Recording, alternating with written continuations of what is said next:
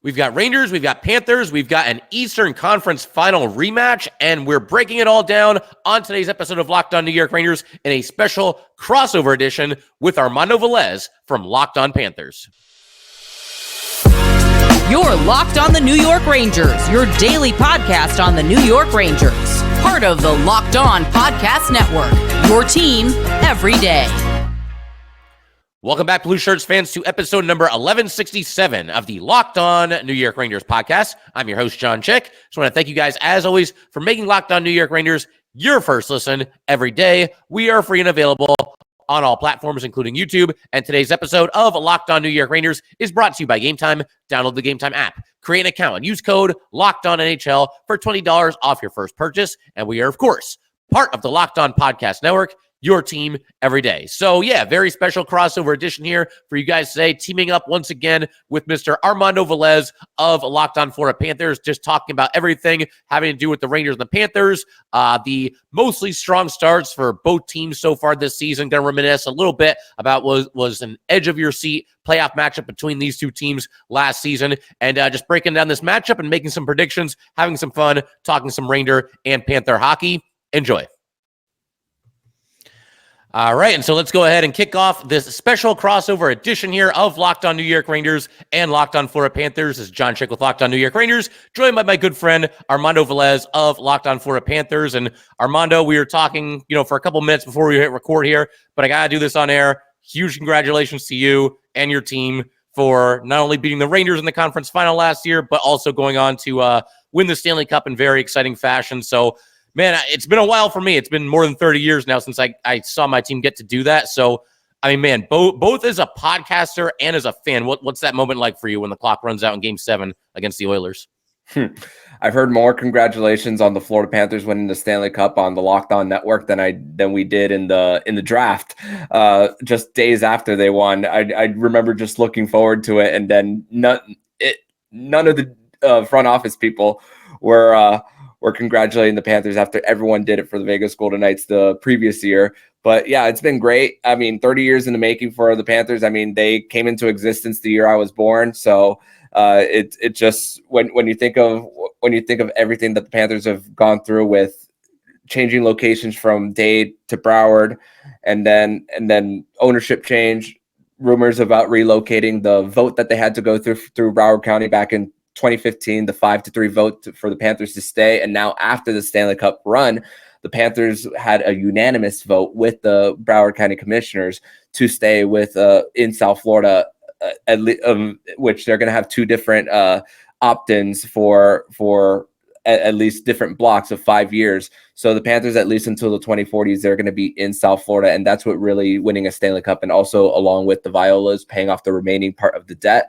So they're going to actually build around the arena as well. So this Stanley Cup run is more than just winning it. It's just what it does with the community. And also, let's not forget just about how much the sport is growing for registration of kids who want to play the sport. So it has so many different effects of just more than just lifting a trophy. Yeah, for sure. It's crazy. You just go back like 5 years, and it's crazy to see how far this franchise has come, and how firmly entrenched they are now as one of the top teams in the NHL, and obviously going to be staying put, no relocation or anything like that. Something else that I got to ask you about that's kind of hot off the presses here the last couple of days: Paul Maurice signing the contract extension, and he's another one. He first got there, and he took over for who was the interim coach? Burnett, yeah. Burnett, right. So he takes over for him. Burnett had some success.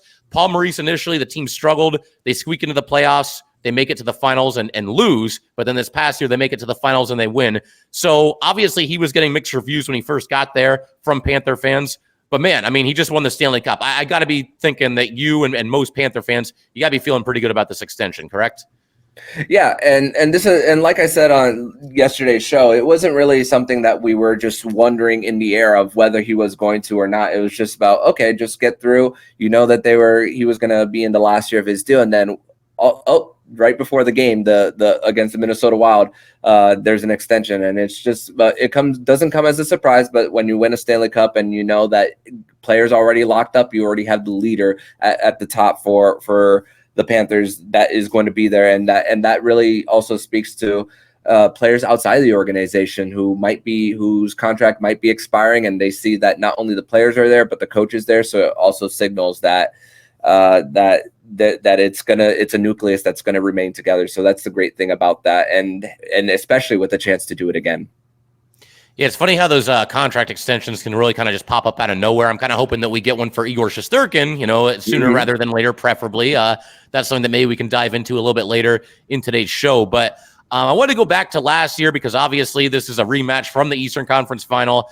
And, watching that series unfold and, you see the Rangers get the 2-1 lead. And there was that part of me that's like, obviously I'm excited, but there's that part of me too that's kind of thinking like, I don't know that we really deserve to be up 2-1. You had the overtime heroics, and that's all well and good and everything.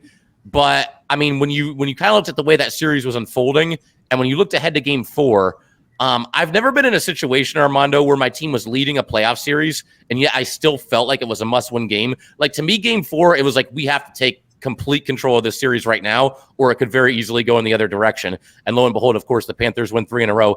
But kind of just take me through that series too, if you could. I mean, when the Rangers win Game 3 in overtime and you're down 2-1, are you nervous? Did you think they still had it? I mean, Game 4 is going into overtime. Just kind of take me through all the emotions, because I've certainly talked about it from the Ranger point of view on my show. So I'd love to get your take on it too.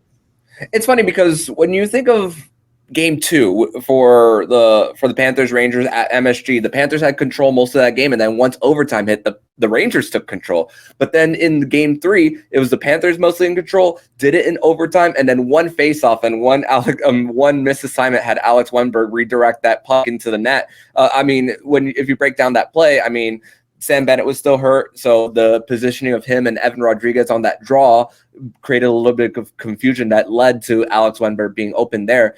And you saw in this series that Anton Lundell and Vladimir Tarasenko really started to get going in it for them. And also, Paul Maurice said it best after that goal. He was caught on audio saying, and that's where it all turns for Game 4 when you see that play from Montour down below and then back to Sam Reinhart to get the game winner for the Panthers, and then with the Corsi difference between these two teams, with the Panthers really dominating, you really felt that they really just got their forecheck going and were able to just pepper shots over and over again on Igor Shesterkin. And really, Igor was the MVP for the Rangers in that series for them, and just gave them a chance and made it a lot closer than it actually was. Yeah, it was wild. I remember Game 3, obviously, the Rangers, they were up by 2 goals in the third period, and the Panthers took complete control, and they tie the game, and they're looking for the winner near the end of regulation, and I'm just hoping the game gets to overtime at that point. But once overtime was about to start, I can't explain why, I had this feeling that the Rangers were going to win. I was like, we're going to get one. And it goes against all logic, because anybody that watched that third period would look at it and say, this doesn't look good. The Panthers are probably going to get this one. But then Game 4 rolls around and it goes to overtime again. And I'm thinking, I don't know, man. I don't know how many times we can keep, coming up with this kind of overtime magic. The Rangers are 4-0 in the playoffs in overtime up to that point. And obviously the Panthers got that one and went on to win the series. But it's funny how you get these kind of instincts and these feelings as a fan where it's going to go this way or it's going to go that way, especially with playoff overtime hockey. Yeah, and really what it came down to was the Panthers being able to neutralize guys like Zibanejad and Panarin in that series, and really that was the main difference. Alexis Lafreniere, man, what a series that he had, regardless of the loss in that one. So he really came out alive in that one. So the fact that they were able to match top line to top line with Barkov, with the Barkov line to that one, that really made a big difference in the series. So that was for the Panthers really how they were able to win the series. You think about every single the matchups of when Barkov was there and Forsling against superstars of the first 3 rounds. When you think of Kucherov, Point, Stamkos, Pasternak, and then in the Eastern Conference Final, you look at Panarin and Zibanejad there, and every time there was an opportunity for them to match up, even in that series, which was the only series where they didn't have home ice. They found a way to just get their changes necessary when they did get the pucks in deep and got in on their forecheck to be able to match at the time. Absolutely. And so, obviously, again, the first time these two teams are meeting since last year's playoff run, and we'll get into predictions and whatnot and players to watch a little bit later. But for right now, Do you think there's like a little bit of a carryover? Because this series did get chippy at times in the conference final, as pretty much every playoff series does. I don't know. I think if you're the Rangers, I don't think you want to be like too focused on like, oh, revenge game and this, that, and the other thing. You got to go out and play your game and execute. But these guys are human. They knew they went through this battle last year on both sides. Do you expect a chippy game? Because I think it could happen. It might be something small that kind of lights the fuse, so to speak. I mean, possibly. I mean, when you see across the ice, it's the team that beat you. I expect it to get chippy between the two. I mean, let's not forget that Chris Kreider attempted to throw the mouth guard of Matthew Tkachuk, which he would have gotten a misconduct if it went over for the glass. So that's another thing for that series at the time. So possibly it could get chippy in between and after the whistles for this. So and also for the Panthers, they got to watch out for the Trouba train. I know the hit that he had on Barron from Tuesday. I did not think it was anything egregious, no extension there. But we all know that when they also see Jacob Trouba on the ice, that it's something to just have your head on a swivel for on that. Yeah, absolutely. I might as well give my take on it too. It's one of those things where I didn't think there was anything like overly egregious either. The elbow was down. The elbow came up, but it was after the contact. His skates were on the ice. Mm-hmm. It's just one of those things where he is starting to build this reputation. And apparently, no discipline coming. So that's obviously, a good thing for the Rangers. But I was kind of holding my breath a little bit just because, certain players, they build a reputation for themselves. And sometimes I think the league does take notice when it's somebody that's perceived to be, a repeat offender. But I figure we'll keep everything rolling in a second here, Armando, where we'll talk about the start that both of our teams are off to thus far this season. We will do all that fun stuff, make some predictions in just a minute. But first, we're going to tell you guys all about FanDuel. And hey, NFL fans, you can start the season with a big return on FanDuel, America's #1 sportsbook. So when you get a hunch in the middle of the game, you can check out all the latest stats, view live play-by-play, and so much more on the same page where you can place your bets. And for everyone listening to this who's a New York Ranger fan who is also a fan of the Yankees, you could if you want to look at any bets in relation to the World Series, which starts on Friday night from Los Angeles, you can do that all at FanDuel. And also with both the New York Jets and the Giants in action, with the Jets visiting the Patriots and the New York Giants visiting the Pittsburgh Steelers, you could also look in at all the money lines and over-unders on FanDuel. And for everything on the on the South Florida and Miami side of things, the Dolphins will be at home against the Arizona Cardinals, and the Miami Heat season has also started. So you could put $200 in bonus bets guaranteed, and you after you place your $5 bet. Once again, you could get $200 in bonus bets guaranteed when you place your first $5 bet, and you could do that all at FanDuel.com.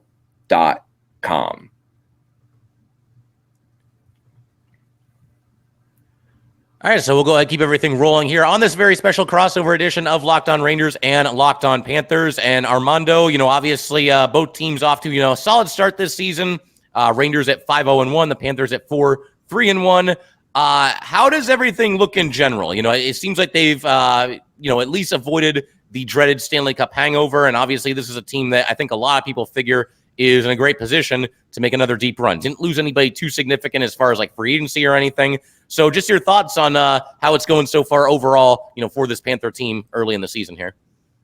Yeah, I mean, Alexander Barkov is still out. He hasn't been in the lineup since he unfortunately collided in the boards with Timmy Stützle in their second game of the season on the empty net goal by Ottawa, and he didn't practice. He did IR skate on his own, so he's going to remain out for this one. Paul Maurice likes to at least put guys at least in one practice before playing. Jonah Gadjevich is still out for them, and this will be Matthew Tkachuk's second game back from after a little bit of a minor procedure that he had. But hey, the Panthers are getting points for them on the season, and it's crazy because they're also they're doing it pretty impressively on the power play as well.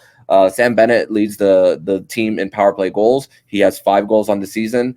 Sam Reinhart and Anton Lundell are the ones really truly stepping up for the Panthers here. I mean, Lundell and Reinhart really got things going a few seasons ago when they were on a line, and for them, just really the Also, the different pieces that you've had to flip-flop around on the power play. I mean, after the first game of the season, Adam Boquist gets hurt after taking a puck in the mouth on a clear and then misses a game, comes back in the game against Buffalo on the Saturday of the first week of the season. So there's been a lot of shifting for both sides of special teams, but the Panthers have been able to just really just get through this at right now. And I mean, their point streak unfortunately came to an end on Tuesday after a really a performance that I felt that lacked a lot of effort. But I mean, when you have that effort and then you're coming back against a team that you are very familiar with, as Paul Maurice says, you don't need any coffee to wake yourself up for a matchup like this, especially in a venue like MSG, which I hate that the one and only matchup between the Panthers and the Rangers at MSG is this early in the season. But hey, that's how the NHL schedule works. But hey, it's gonna be a fun environment, and players love going on the road and playing there. Well, that's the one matchup before we meet again in the Eastern Conference Final. There's going to be at least a few more when both our teams make it back there. But yeah, it's going to be. Oh, go ahead. Fair enough. And also speaking of Eastern Conference Final and then chances to get there for the Rangers. I mean, for everything that and all the questions in the offseason. I mean, I know there was a lot of speculation on whether Trouba was going to be traded because of everything that was going on with his wife and being in school, but also with everything on the future. I mean, there was a matchup between the Rangers and the Red Wings just in their third game of the season, where after the performance, Derek Lalonde went out into the media and say, "Oh, I know why he rejected $11 million." I'm like, whoa, and of course, Igor Shesterkin reportedly is not happy that report is out there. But there's also a weird narrative of, oh, Igor shouldn't be paid more than Artemi Panarin. And wow, look at the start that Panarin has had. But it's not if, it's about when he's going to get paid that big dollar contract for him. And the thing is for the Rangers, those contracts are only going to intersect for 1 year. So it feels like there's a lot of pressure for the New York Rangers to try to do something this year before the bill really comes due, because a lot of guys are going to just possibly be squeezed out. I mean, Kakko is off to a great year so far. That whole third line, 0 goals against at 5-on-5 from what I'm seeing on Natural Stat Trick, but also guys who could be squeezed out as well as a Keandre Miller too. So that's another thing that I just look at this roster and I just look at the future for at least the immediate future for the New York Rangers. It looks like that there's going to be a lot of pressure here, because I mean the division for the Metro, there's a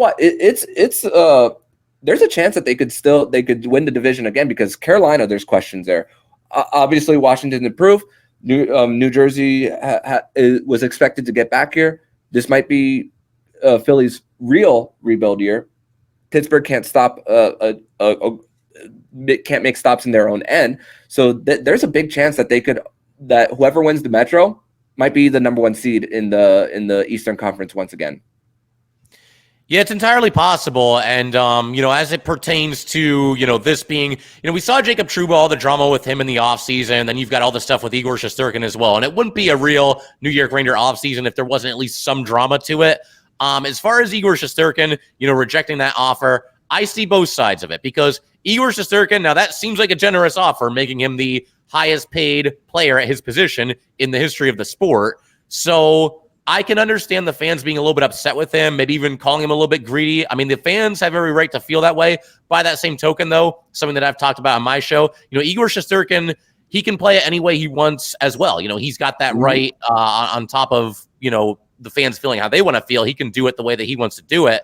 But, to me, I'm not really that surprised that a new deal hasn't been reached between those two, because there's really no reason for Igor Shesterkin to blink first to sign his extension. I mean, I guess in theory, he could get hurt. Knock on wood, we don't want that to happen. But in all likelihood, he's going to have another really, really strong season. And if he gets to the end of this year and he still doesn't have a contract, well, now he can talk to other teams in addition to the Rangers, possibly leverage that against the Rangers and get whatever kind of a contract he wants. But from the Rangers' perspective, I mean, they're offering him $11 million a year. And again, making him if you were to accept it, the highest paid goalie in the history of the sport. And there's other really good goalies that have signed contracts recently. I don't put them quite at the level of Igor, but they're pretty close. You know, who was that? I agree. Yeah, no, yeah, for sure. So, I mean, guys like Saros, guys like Ottinger, the Ottawa goalie, Omar, he signed an extension lately. Yeah, it's all like $8 million a year, 8.25, 8.5, you know, somewhere in that ballpark. So for Igor to want like 12 million, 13 million, I mean, I feel like he is better than those goalies, but is he like 5 million better? Is he 4 million better? That remains to be seen. And I'm very curious to see how this thing is going to play out. I do feel like ultimately a deal will get done, but I feel like right now, you know, Ranger fans, we're all holding our breath at least a little bit. And it doesn't help that Lafreniere is projected around like 7-8 million as well with how he came on the scene last year. And I mean, it took him a while, but great situation for him to go to, and just he's gonna be the guy on the forward line for the New York Rangers, who's gonna lead the way once the contract of Panarin comes up. I mean, you're still gonna have some continuity in the future with former Panther Vincent Trocheck. So that's also gonna help with things, even if the cap is a little tight next year. The year after, things will maybe start to open up a little bit and maybe a little more space. I mean, the Panthers are kind of looking at that post Bobrovsky because him and Panarin's contracts expire at the same time. So they're kind of similar in how they're going to manage things going forward for the two former Columbus Blue Jackets. Yeah, it is kind of interesting how like the salary cap can be really tight, but then all of a sudden a couple of contracts come due and they expire, and all of a sudden it's like, wow, we've got like $20 million in cap space here. That's a great point that you made there with, you know, Panarin and Trouba. Not this offseason coming up, but the one after that, they'll both be free agents. You know, do you look to keep Panarin? I think that's certainly something that could be on the table, although you have to be a little bit careful with the length of it and the amount of money being paid. But yeah, I mean, really, it's just the next offseason that I think is going to be the one that's going to be difficult for the Rangers to navigate. But the Panthers were kind of not so much like acquiring outside help this past offseason, but a couple of in-house deals. I wanted to get your opinion on a couple of these. Carter Verhey, 8 years at $7 million a pop, and Anton Lundell, 6 years at $5 million. I love that Lundell contract. I think that's going to be like a steal going forward. And the Verhey one is good too. But just your thoughts on you know, them locking up some of their important players for the foreseeable future here. Yeah, and Carter Verhey, although he hasn't gotten on this, he hasn't scored a goal so far this season. I mean, he's a guy who could pop 30 a season, and that's all. That when you know that there's a guy who could do that on your lineup, you're also there's that trust factor there. And also for Lundell, it's kind of the same trajectory as Barkov. A lot of people like to use baby Barkov, but when Barkov got his first deal post ELC, it was a 6-year deal for him. So that was slowly that build of saying, okay, it's not gonna be that 3-year bridge deal. It's gonna be a little bit longer. We're gonna fill some veterans around you, and then once that deal, once the older guys could come off the books, because the Panthers, once Lundell's contract is up, so will Barkov's, so will Tkachuk's, and a lot of no trade protections for the Panthers will also come off as well, like Reinhart, Gustav Forsling. So that's another thing that is not only in 2030. There will be a lot of the resetting of the books, but a lot of no trade protection for the core guys that they have. So this 6-year window that the Panthers have, it's going to be really the meat of their contention window. Makes sense. So I figure we'll keep everything rolling in just a second here, and we'll get into some matchups to watch, some predictions, and a whole bunch of other fun stuff. We will do that in just a second.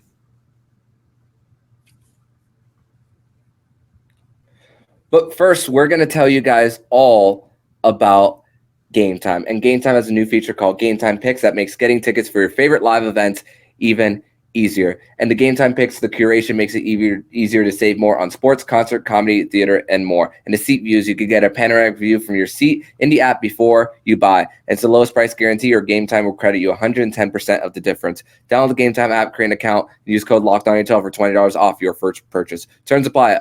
Create an account and redeem code LOCKEDON NHL for $20 off. Download Gametime today. What time is it? Game time. And today's special crossover episode of Locked On Rangers and Locked On Panthers is also brought to you by PrizePicks. PrizePicks is the best place to get real money sports action with over 10 million members and billions of dollars in awarded winnings. PrizePicks has made daily fantasy sports accessible to all. You just pick more or less on at least two players for a shot to win up to 100 times your cash. Run your game all season long on PrizePicks. You can now win up to 100 times your money on PrizePicks with as little as 4 correct picks. PrizePicks is the best way to get action on sports in over 30 states, including California, Florida, Georgia, and Texas. Sign up today and get $50 instantly when you play $5. You don't even need to win to receive the $50 bonus. It is guaranteed. Download the app today and use code LOCKEDONNHL to get $50 instantly after you play your first $5 lineup. Once again, download the app today and use code LOCKEDONNHL to get $50 instantly after you play your first $5 lineup.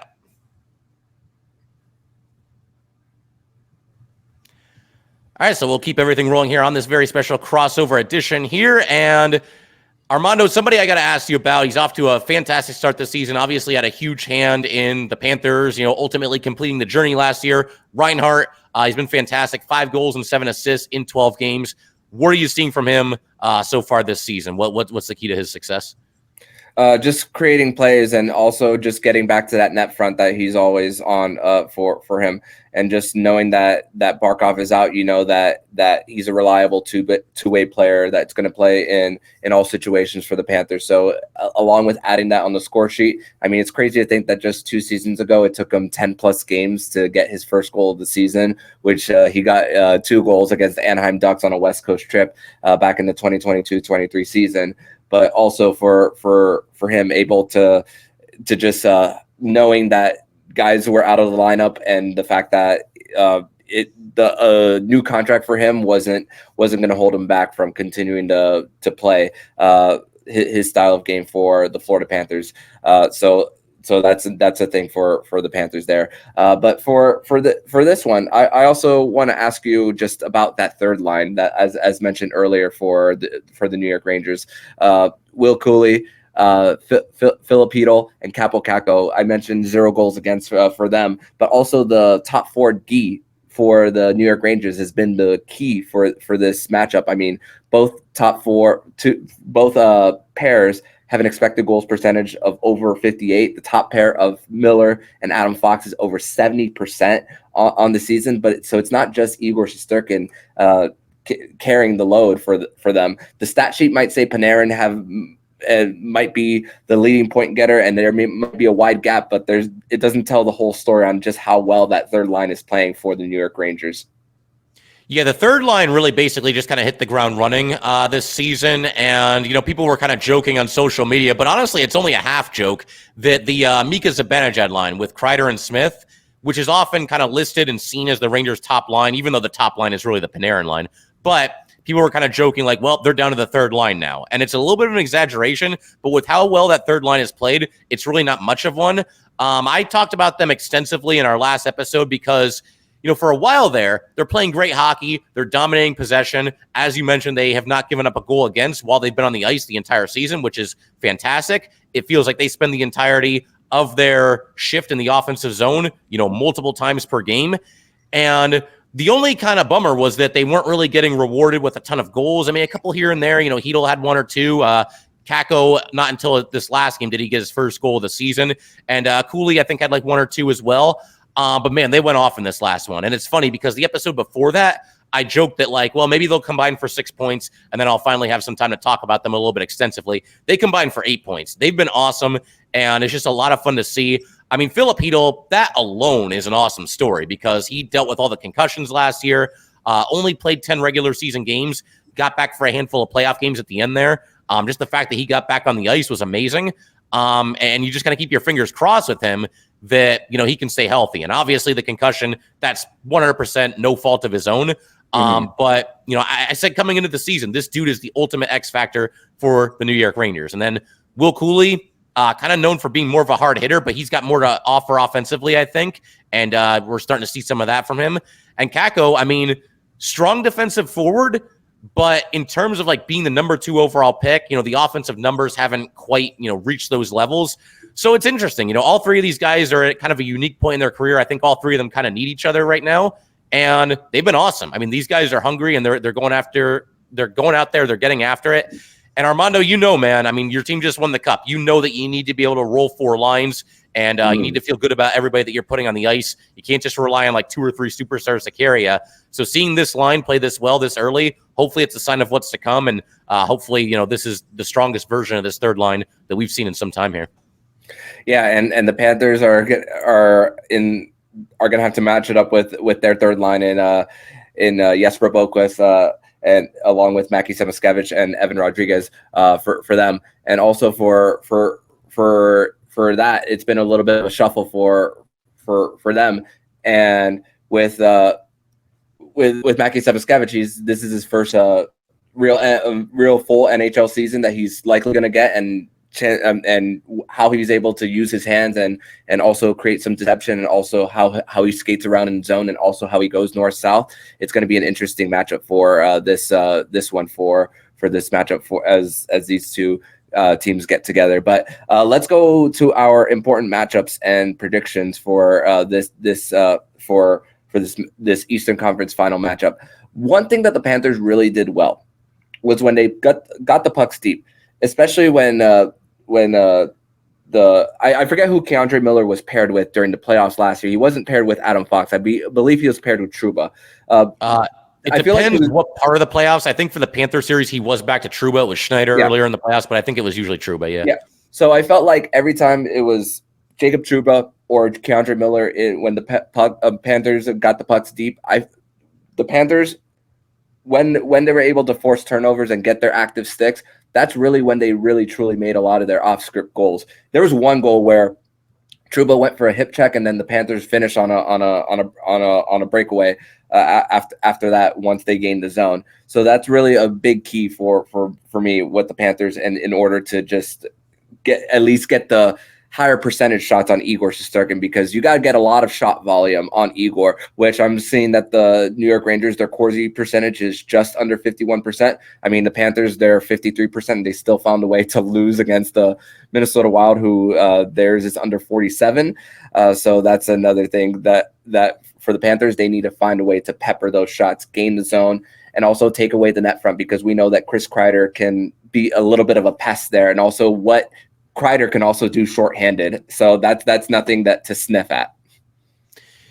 Yeah, for sure. And, watching the conference final last year, going back to what we were talking about, that's one of the biggest reasons why you watch that series unfold. And when the Rangers were up 2-1, where I'm kind of wondering, do we really deserve to be up 2-1? The biggest difference to me, and the reason why I think the Panthers were, to that point outplaying the Rangers, is because of that forecheck. They're just absolutely relentless. They're heavy. And once they get the puck into the offensive zone, I mean, it's hard to get it out. And even if you do, even if you survive all the pressure that the Panthers are throwing at you, by the time you get out of your zone, you're gassed. And basically all you can do is just dump the puck and go off for a change. And that's why I think that series kind of got away from the Rangers a little bit. They were, pinned back in their own zone for such a high percentage of it.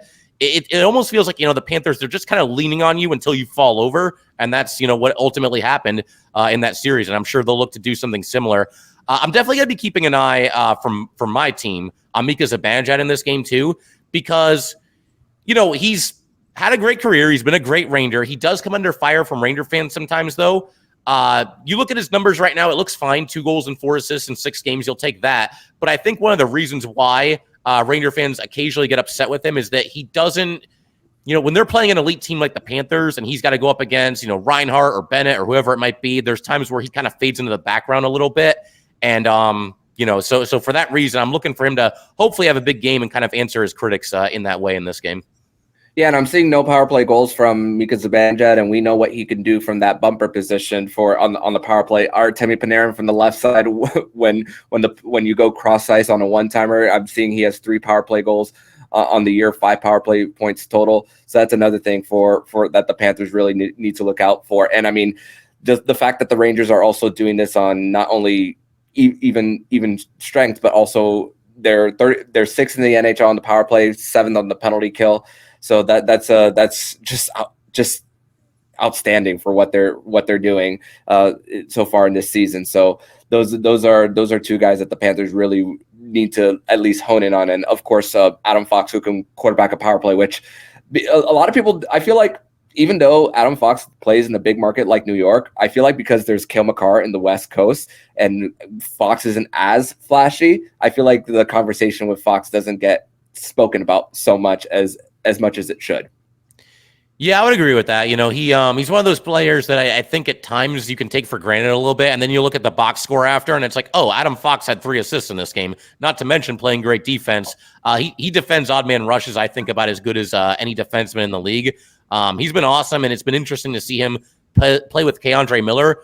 We haven't really seen a lot of that in the past, at least not, with any regularity. So it's been an interesting pairing. Lindgren's back in the lineup. He's usually with Fox, but right now they're rolling with Fox and Miller, and thus far it's obviously been working, and I think that's reflected in their record. But do you want to go ahead and throw out a prediction for this game? Final score, anybody to get a goal for the Panthers? Anything you want to toss out there before we call it here? Bobrovsky, Shesterkin, 1 goalie is for sure going to the Hall of Fame.